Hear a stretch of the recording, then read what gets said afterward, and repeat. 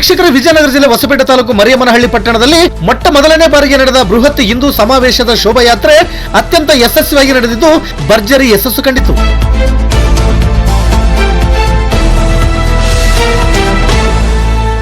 ಪಟ್ಟಣ ಪಂಚಾಯಿತಿಯಿಂದ ಸಂಜೆ 3 ಗಂಟೆಗೆ ಬೃಹತ್ ಶೋಭಾಯಾತ್ರೆಯು ಭಾರತಾಂಬೆಯ ಭಾವಚಿತ್ರದೊಂದಿಗೆ ಕೋಲಾಟ, ಜೋಗತಿ ನೃತ್ಯ, ನಂದಿಕೋಲು, ಲಂಬಾಣಿ ನೃತ್ಯ, ವಿಶಿಷ್ಟವಾದ ಗೊಂಬೆ ಕುಣಿತಗಳು ಶೋಭಾಯಾತ್ರೆಯ ಪ್ರಮುಖ ಆಕರ್ಷಣೆಯಾಗಿದ್ದವು. ಮಹಾರಾಷ್ಟ್ರದ ಸೊಲ್ಲಾಪುರದಿಂದ ವಿಶೇಷವಾಗಿ ಡೋಲು ತಂಡಗಳು ಪ್ರೇಕ್ಷಕರ ಗಮನ ಸೆಳೆಯಿತು. ಸಾವಿರಾರು ಹಿಂದೂ ಕಾರ್ಯಕರ್ತರು ಮತ್ತು ಹಿರಿಯ ಮುಖಂಡರು ಕುಣಿದು ಕುಪ್ಪಳಿಸಿ ಸಂಭ್ರಮಿಸಿದರು. ಇಲ್ಲಿ ಮತ್ತೊಂದು ವಿಶೇಷವೇನೆಂದರೆ, ಶೋಭಾಯಾತ್ರೆಯಲ್ಲಿ ಮುಸ್ಲಿಂ ಮುಖಂಡರಿಂದ ಹಿಂದೂ ಕಾರ್ಯಕರ್ತರಿಗೆ ಮಜ್ಜಿಗೆ, ಹಣ್ಣು, ಖರ್ಜೂರ ಮತ್ತು ನೀರಿನ ಬಾಟಲಿಗಳನ್ನು ನೀಡಿ ಸೌಹಾರ್ದತೆ ಮೆರೆದಿದ್ದು ನಿಜಕ್ಕೂ ವಿಶೇಷವಾಗಿತ್ತು. ಪಟ್ಟಣದ ಮುಖ್ಯ ರಸ್ತೆಯುದ್ದಕ್ಕೂ ಕೇಸರಿ ತೋರಣಗಳನ್ನು ಕಟ್ಟಿದ್ದು ಮರಿಯಮ್ಮನಹಳ್ಳಿ ಪಟ್ಟಣವೇ ಕೇಸರಿಮಯವಾಗಿದ್ದು ಕೂಡ ವಿಶೇಷವಾಗಿತ್ತು. ಶೋಭಾಯಾತ್ರೆಯು ಪಟ್ಟಣದ ಮುಖ್ಯ ರಸ್ತೆಯ ಮೂಲಕ ಸಾಗಿ ನಾಣಿಕೇರಿ ವೃತ್ತದಿಂದ ಮುಖ್ಯ ವೇದಿಕೆಯವರೆಗೆ ಸಾಗಿ ಮುಕ್ತಾಯಗೊಂಡು ಯಶಸ್ವಿಯಾಯಿತು.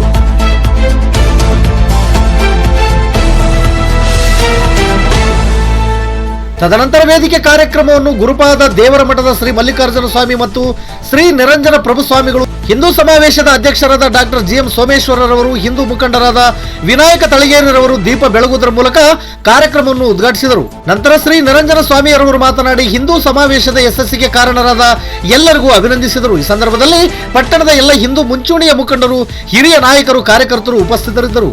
ವಿಜಯನಗರ ಜಿಲ್ಲಾ ಪೊಲೀಸ್ ವರಿಷ್ಠಾಧಿಕಾರಿಗಳಾದ ಎಸ್ ಜಾನವೀರವರು ಹಾಗೂ ಹಿರಿಯ ಅಧಿಕಾರಿಗಳು, ಕೂಡ್ಲಿಗಿ ವಿಭಾಗ ಡಿವೈಎಸ್ಪಿ ಮಲ್ಲೇಶ್ ದೊಡ್ಡಮನಿ, ಹಗರಿಬೊಮ್ಮನಹಳ್ಳಿ ಸಿಪಿಐ ವಿಕಾಸ್ ಲಮಾಣಿ ಮತ್ತು ಮರಿಯಮ್ಮನಹಳ್ಳಿ ಪಿಎಸ್ಐ ತಾರಾಬಾಯಿರವರು ಹಾಗೂ ಸಿಬ್ಬಂದಿ ವರ್ಗದವರು ಶೋಭಾಯಾತ್ರೆಯಲ್ಲಿ ಯಾವುದೇ ಅಹಿತಕರ ಘಟನೆ ಸಂಭವಿಸದಂತೆ ಸೂಕ್ತ ಪೊಲೀಸ್ ಬಂದೋಬಸ್ತ್ ನೀಡಿ ಕಾರ್ಯಕ್ರಮದ ಯಶಸ್ಸಿಗೆ ಕಾರಣರಾದರು.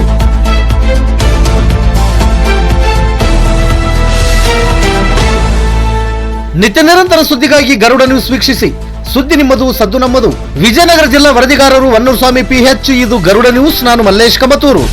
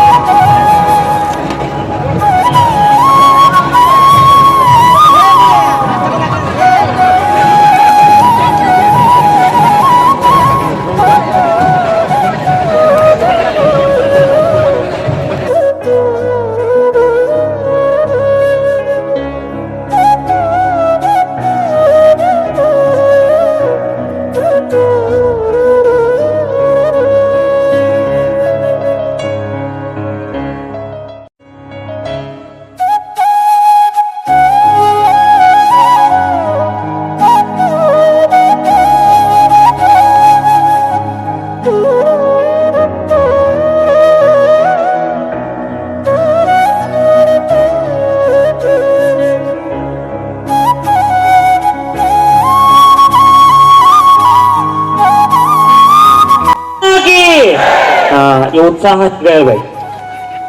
ಓಂ ಶ್ರೀ ಗುರು ಬಸವಲಿಂಗಾಯ ನಮಃ. ಸದಾ ಸ್ಮರಣೀಯರಾಗಿರ್ತಕ್ಕಂಥ ಬಸವಾದಿ ಬ್ರಹ್ಮಥರನ್ನ ಮನದಲ್ಲಿ ಸ್ಮರಣೆ ಮಾಡಿಕೊಂಡು ಈ ಒಂದು ಸಮಾವೇಶದ ಮೂಲ ಸ್ವರೂಪಿಯಾಗಿ ನಮ್ಮೆಲ್ಲರ ಧರ್ಮದ ತಾಯಿಯಾಗಿರತಕ್ಕಂಥ ತಾಯಿ ಭುವನೇಶ್ವರ ದೇವಿಯನ್ನ ಮನದಲ್ಲಿ ಸ್ಮರಣೆ ಮಾಡಿಕೊಂಡು ಇಂದಿನ ಮರಿಯಮ್ನಹಳ್ಳಿ ಪಟ್ಟಣದ ಹಿಂದೂ ಸಮಾವೇಶ ಕಾರ್ಯಕ್ರಮದಲ್ಲಿ ಸಾನ್ನಿಧ್ಯ ಸ್ಥಾನವನ್ನು ವಹಿಸಿಕೊಂಡು